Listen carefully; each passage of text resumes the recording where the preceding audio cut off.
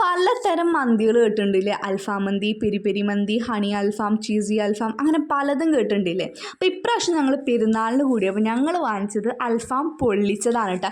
കേട്ടപ്പോൾ തന്നെ ഒരു കൗതുകം ഉണ്ടായിരുന്നു, എന്താണ് ഈ സാധനം എന്ന് അറിയാണ്ട്. സംഭവം നല്ലൊരു ടേസ്റ്റ് തന്നെയാണ്. സംഭവം എന്ന് പറയുമ്പോൾ എന്താ വെച്ചാൽ നമ്മുടെ മീൻ പൊള്ളിച്ചതിനൊരു അനിയനോ ചേട്ടനോ ഒക്കെ ആയിട്ട് വരും. അൽഫാമിലാണ് പൊള്ളിച്ചതെങ്കിലും അൽഫാമിൻ്റെ ആ ടേസ്റ്റ് അല്ല വന്നിരിക്കുന്നത്. എൻറ്റയർലി ഡിഫറെൻറ്റ് ടേസ്റ്റാണ്. പക്ഷേ ഒരു ട്രൈ ചെയ്യാവുന്നൊരു ഓക്കെ ഐറ്റം തന്നെയാണ്. അപ്പോൾ നിങ്ങൾക്ക് ഷുവർലി ട്രൈ ചെയ്യാം. പിന്നെ ഞാൻ പറയുന്നുണ്ട്, അൽഫാമിൻ്റെ ആ ഒരു ടേസ്റ്റ് പ്രതീക്ഷിച്ചിട്ട് ആരും ഇത് കഴിച്ചു നോക്കരുത്. അതല്ല, എൻറ്റയർലി ഡിഫറെൻ്റ് ആണ്. പിന്നെ നിങ്ങൾ വിചാരിക്കും ഈ ബാക്ക്ഗ്രൗണ്ടിൽ എന്താ പപ്പടം, മന്തിക്ക് എങ്ങനെ പപ്പടം വരുന്നത്? നമ്മളെ മലയാളീസല്ലേ, നമുക്ക് പപ്പടമൊന്നും ഇല്ലാണ്ട് എന്ത് പെരുന്നാൾ. അപ്പോൾ എന്തായാലും പെട്ടെന്ന് തന്നെ ഞാൻ ആ അൽഫാമിൻ്റെ കാര്യത്തിലൊക്കെ ഒരു തീരുമാനമാക്കിയിട്ടുണ്ട്. അപ്പോൾ അവസാനമായിട്ട് നമ്മുടെ അരിപ്പായസം കൂടി കുടിച്ചിട്ട് പെരുന്നാൾ കുശാലായിട്ടുണ്ട്.